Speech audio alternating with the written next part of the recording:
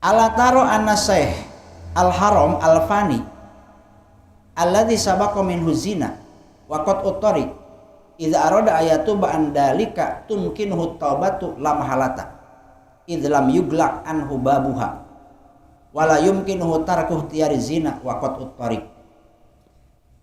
Analoginya begini, orang yang sudah tua, pikun, yang sudah lemah, yang sudah mendekati kematian, disebut tanah bahasa orang, yang pernah melakukan dosa zina, yang pernah melakukan pembegalan, jadi begal. Ketika orang tua ini punya keinginan untuk bertaubat, itu pasti bisa. Pasti bisa. Dia ingin taubat dari zina, pasti bisa. Karena sudah tidak kuat. Kahayangna doang lu gede. Eta mah mesti bisa hirup panan kitu. Rek kumaha ngajinahanana. Ketika dia ingin berhenti dari pembegalan, jadi tukang begal, maka akan bisa untuk berhenti, akan bisa untuk bertobat, karena tenaganya sudah hilang, sudah berkurang. Wala yumkinu tarkuh tiyari zina wa qad muttariq idla huwa layak diru asa'ata ala fi'li dzalika falayak diru ala tarkih tiyarihi falayasi wasfu bi annahu tarikun lahu mumtani'un anhu wa huwa ajizun anhu ghairu mumtakinin minhu. Nah, orang yang punya keinginan tobat dalam keadaan dia lemah, tidak bisa melakukan dosa itu lagi, itu tidak dikatakan tobat kalau masih ada keinginan untuk melakukan dosa tersebut. Contoh gini, saya mau tobat dari zina, saya mau tobat dari membegal.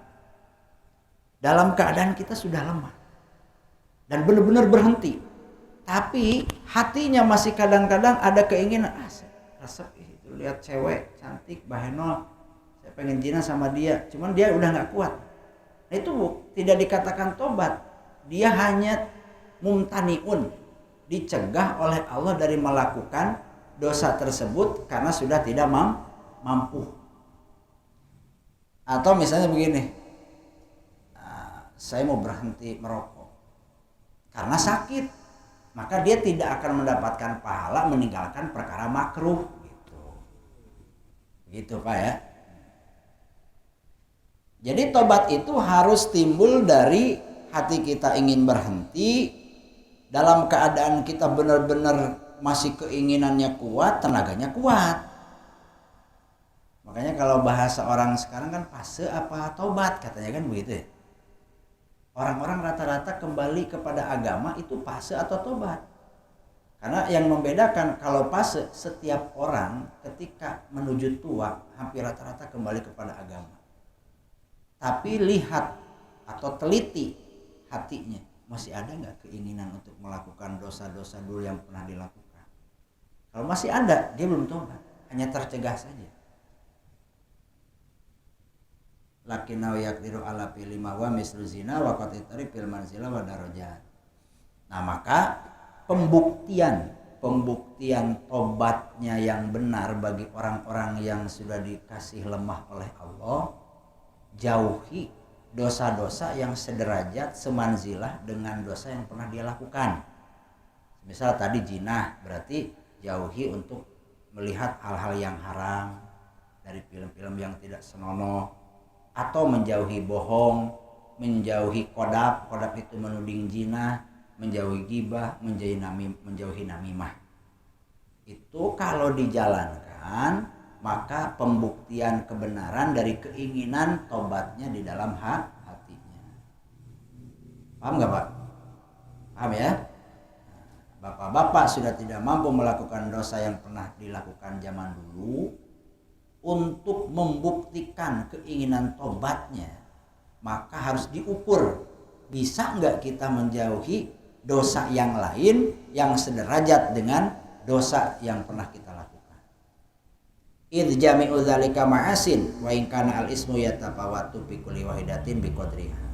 Karena semua yang tadi disebut, bohong, nuding zina, ghibah, namimah, itu dosa, maksiat.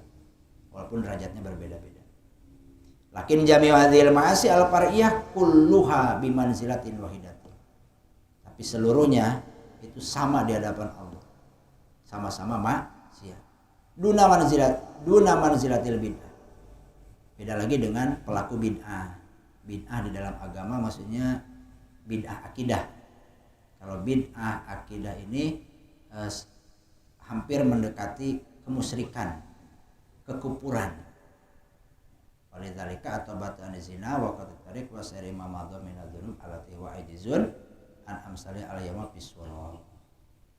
Satu lagi. Yang keempat, syarat dan rukun tobat adalah tarkuh tiarihi lidzalika ta'diman lillah. Meninggalkan untuk melakukan dosa, meninggalkan keinginan dan rencana melakukan dosa dengan dorongan takdim kepada Allah, mengagungkan Allah Subhanahu wa taala. Yang kedua, motivasinya hadaron min sahtihi, takut terhadap bendunya atau murkanya Allah, takut dengan siksanya Allah, alimi ikobihi, mujarodan. Itu saja. Lali rugbati dunyawiyatin, bukan karena ingin dunia. Kenapa kamu jauh dari maksiat?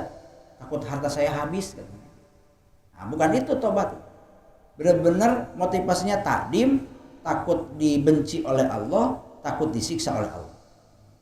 Kalau tobat karena ingin menetapkan dunianya, itu bukan tobat. Aurabatin minan nas. Kenapa kamu tobat? Karena saya sekarang jadi kepala desa, Pak. Karena saya ustad kan. Karena saya pejabat, malu, rahbatin minan nas. Itu bukan tobat. Aw talabi sanain. Aw sitin, aw jahin, aw dopin pin nafsi. Aw pakrin aw ghairi dzalika. Kenapa kamu tobat? Karena saya sudah tidak mampu untuk melakukan maksiat. Kenapa kamu tobat? Karena saya fakir. Kalau saya kaya mah saya kelabing gitu. Cina dan lain sebagainya. Nah, itu bukan tobat. Ya, tapi keadaan yang membuat kita jauh dari maksiat. Fahadhi syaraitu tobat warkanuha, dan ini semua yang empat adalah syarat tobat dan rukun tobat. Apabila hasil sempurna, maka taubatun hakikiyatun shadiqatun. Tobat kita tobatan nasuha, yang hakikat, yang benar. Mudah-mudahan dengan syarat dan rukun tobat yang empat ini kita benar-benar bisa melaksanakan taubatan nasuha.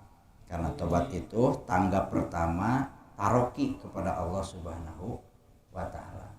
Ini kan kalau kita gabung dalam suluk itu kan taroki, tadani, terus tadali atau tajali lah ya.